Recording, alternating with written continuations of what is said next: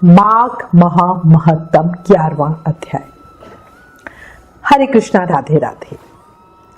जो भी पूरे माघ मास में अपने गुरुदेव का पूजन करते हैं उनको पूरा मास स्नान करने जितना फल मिलता है, ऐसा ब्रह्म पुराण में लिखा गया है। माघ मास में स्नान, दान, तप, होम और उपवास करने से भयानक पापों का भी नाश हो जाता है और जीव को उत्तम गति मिलती है। इसलिए अभी भी समय है, प्रयत्न के साथ कुछ ना कुछ जरूर कर लो। अब श्री गणेश जी महाराज और अपने गुरुदेव को याद करते हुए माघ महत्तम का 11वां अध्याय सुनेंगे। शिव शंभु के लाल तुम, करुणा बड़े निधान, विपदा में संसार है, हरो कष्ट भगवान। बोलो गणेश जी महाराज की जय। शिष्य वही जो सीख ले गुरु का ज्ञान अगध, भक्ति भाव मन में रखे, चलता रहे अबद। बोलो गुरुदेव महाराज की जय। कल हमने माघ महामहत्तम के 10वें अध्याय में दत्तात्रेय जी द्वारा वर्णित माघ मास स्नान के नियम और फल सुने, जो उन्होंने राजा सहस्त्रर्जुन को बताए थे। अब आगे।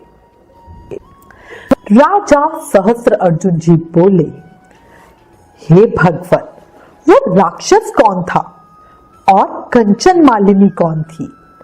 उसने अपना धर्म कैसे दिया और उसके साथ कैसे हुआ? हे योगियों में शेष दत्तात्रेय जी, अत्रि ऋषियों की संतानों के सूर्य, ये कथा सुनाकर मेरे कौतूहल को दूर कीजिए। तब दत्तात्रेय जी कहने लगे कि हे राजन, इस पुरातन विचित्र इतिहास को सुनो। कंचन मालिनी नाम की एक सुंदर अप्सरा थी, जो माघ मास में प्रयाग में स्नान करके कैलाश पर्वत पर जा रही थी।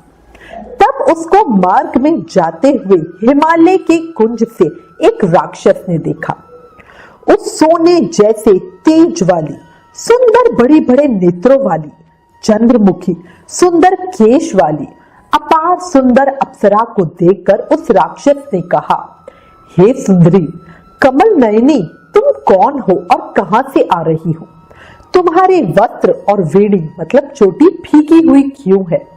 तुम आकाश मार्ग से कहां जाती हो और किस पुण्य के प्रताप से तुम्हारा शरीर ऐसा तेजस्वी और रूप ऐसा मनोहर है? तुम्हारे गीले वस्त्र से मेरे मस्तक पर गिरे हुए एक बूंद जल से मेरे क्रूर मन को एकदम शांति मिल गई है। इसका क्या कारण है? तुम बड़ी शीलवती प्रतीत होती हो, इसका कारण भी मुझसे कहो। अप्सरा ने कहा, हे राक्षस सुनो, मैं काम रूपिणी अप्सरा हूं। मैं प्रयाग में संगम में स्नान करके आ रही हूं, इसी से मेरे वस्त्र भीगे हैं। अब कैलाश पर जा रही हूं, जहां पर श्री शिव निवास करते हैं। त्रिवेणी के जल से मेरी सब क्रूरता दूर हो गई, जिसके पुण्य के प्रभाव से मैं इतनी सुंदर और पार्वती जी की प्रिय सखी हुई। मेरे पिछले जन्म का वृतांत जो बहुत आश्चर्य देने वाला है और एक उदाहरण है जो मुझसे ब्रह्मा जी ने कहा था, सो उसे तुम भी सुनो। मैं कलिंग देश के राजा की वैश्या थी, रूप, लावण्य और सुंदरता में अपूर्व थी। मेरी सुंदरता पर सारा नगर मोहित था और मैंने अनेकों प्रकार के भोग भोगे। अनेक प्रकार के वस्त्र और आभूषणों की घर में कोई कमी नहीं थी। मुझे पाने के लिए कई कामी पुरुष आपस में लड़ते हुए मृत्यु को प्राप्त हो गए। इस तरह उस नगर में मेरा यौवन बहुत भोगों में व्यतीत हुआ और मैं वृद्धावस्था को प्राप्त हो गई। तब मेरे मन में विचार उत्पन्न हुआ कि मैंने अपनी सारी आयु पापों में यूं ही व्यतीत कर दी। धर्म का कोई कार्य, दान, तप, यज्ञ आदि नहीं किया। शिव या दुर्गा जी की आराधना भी नहीं की, ना कभी भगवान विष्णु का पूजन किया। इस प्रकार अशांत चित्त से मैंने एक ब्राह्मण की शरण ली, जो वेदों का ज्ञाता और ब्रह्मनिष्ठ था। मैंने उससे पूछा और कहा, हे श्रेष्ठ ब्राह्मण, कृपया बताएं मेरा उद्धार किस प्रकार हो सकता है। महाराज, मैंने सुना है कि साधु सज्जन हमेशा अच्छे और बुरे सभी लोगों पे दया करते हैं, इसलिए मुझ दीन पर भी कृपया करके मुझ कीचड़ में डूबी हुई को पकड़कर उबारिए। क्षीर सागर क्या हंस को ही दूध देता है, बतख को नहीं? तब वह ब्राह्मण, राजा का पुरोहित, इन सब बातों को सुनकर मुझ पर दया करके कहने लगा कि तू ब्रह्मा के क्षेत्र प्रयाग में जाकर माघ मास में त्रिवेणी संगम में स्नान कर, पर मन में अशुभ क्रिया का कोई विचार नहीं करना। पापों के नाश के लिए महर्षियों ने तीर्थ स्थान से अधिक और कोई प्रायश्चित नहीं बतलाया। प्रयाग में स्नान करने से तो अवश्य पवित्र होकर स्वर्ग को जाएगी। हे भामिनी, अब मैं तुम्हें एक वृतांत सुनाता हूं, ध्यान से सुनो। अब जो वो ब्राह्मण थे, वो जो वैश्या थी, उसे अपना एक वृतांत सुना रहे हैं। पुराने समय में गौतम ऋषि की स्त्री को देखकर इंद्र ने काम के वशीभूत होकर कपट वेश में उससे भोग किया। इसलिए गौतम ऋषि द्वारा इंद्र को श्राप दिया गया और उसका शरीर अत्यंत लज्जा युक्त हजारों भाग वाला हो गया। तब इंद्र नीचा मुंह करके अपने पाप कर्म की स्वयं ही बुराई करने लगा और मेरु पर्वत के शिखर पर स्वच्छ जल वाले सरोवर पर एक स्वर्ण कमल से भरे हुए कोटर में घुस गया और अपने पाप को धिक्कारता हुआ कामदेव की बुराई करने लगा कि काम ही सब पापों का मूल है। इसके ही वशीभूत होकर मनुष्य नरक में जाते हैं और अपने धर्म, कीर्ति, यश और धैर्य का नाश करते हैं। इंद्र बार बार ऐसा सोच रहा था और अपने आप को धिक्कार रहा था। उधर इंद्र के बिना सारा देवलोक शोभाहीन हो गया। तब देवता, गंधर्व, किन्नर, लोकपाल, इंद्राणी के सहित सभी देव गुरु बृहस्पति जी से जाकर पूछने लगे कि महाराज, इंद्र के ना रहने से स्वर्ग ऐसा शोभाहीन हो गया है जैसे सतपुत्र के बिना श्रेष्ठ कुल। इसलिए स्वर्ग की शोभा के लिए कोई क्रिया सोचिए। इस विषय में देर नहीं लगानी चाहिए। तब देव गुरु बृहस्पति जी कहने लगे कि इंद्र ने बिना सोचे विचारे जो कर्म किया है उसका फल भोग रहा है। सो वे कहाँ है, मैं ये सब जानता हूं।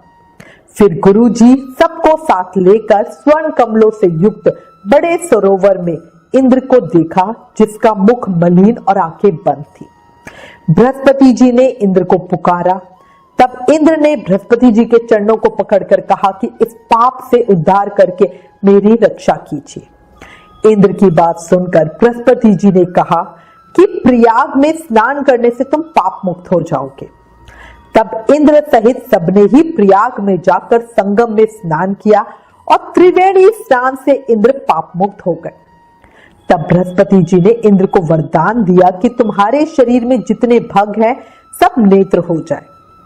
तब इंद्र बृहस्पति जी के वर से 1000 नेत्रों से ऐसा सुशोभित हुआ जैसे मानसरोवर में कमल शोभायमान होता है। इसके बाद इंद्र अपनी अमरावतीपुरी को चला गया। इसके बाद वो अप्सरा कहने लगी कि हे राक्षस, इंद्र की ये कथा सुनाकर वह ब्राह्मण मुझसे कहने लगा कि हे कल्याणी, तुम भी देवताओं से सेवा किए जाने वाले प्रयाग में माघ मास में स्नान करने से निष्पाप होकर स्वर्ग में जाओगी। सो मैंने उन ब्राह्मण की ये वचन सुनकर उनके पैरों को पकड़ के प्रणाम किया और घर में आकर सब भाई बांधव, नौकर चाकर, धन आदि त्याग कर शरीर को नष्ट होने वाली वस्तु समझकर घर से निकली और माघ में गंगा यमुना के संगम पे जाके स्नान किया। सो हे निशाचर, 3 दिन के स्नान से ही मेरे सब पाप नष्ट हो गए और 27 दिन के पुण्य से मैं देवता हो गई और पार्वती जी की सखी होकर सुख से शिवलोक में निवास करती हूँ। इसलिए अब मैं हमेशा प्रयाग के महत्व को याद करके सब देवताओं के सहित माघ में प्रयाग स्नान करती हूँ। सो मैंने अपना ये सब वृतांत तुमसे कहा।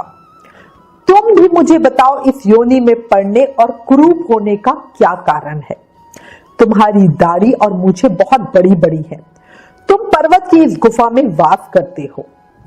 अब कंचनमाली राक्षस से सारा वृतांत सुन रही है।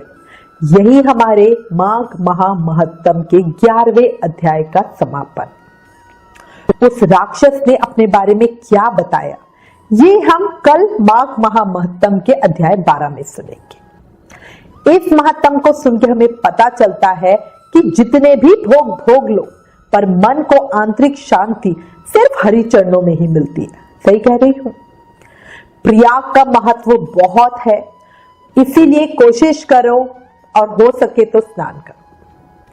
और अंत में फिर आपको याद दिलाऊंगी, जब पता है जीवन क्षण भंगुर है, अगले ही पल क्या हो जाए नहीं पता।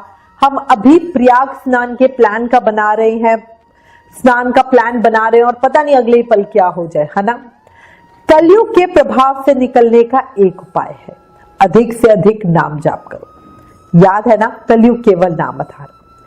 सिर्फ नाम जाप करके प्रेम, भक्ति, मुक्ति सब पाई जा सकती है। और माघ तो बहुत बहुत सरल उपाय है इस मुक्ति को पाने का।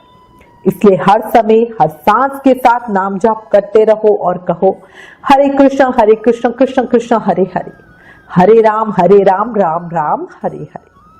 प्लीज इन वीडियोस को अधिक से अधिक शेयर करके माघ मास के प्रभाव को सबको बताओ। अपने शास्त्रों का ज्यादा से ज्यादा प्रचार करो। अगर हमारे चैनल पे नए हो तो जल्दी से सब्सक्राइब करो। Please like, share and subscribe. Thank you. Hare Krishna.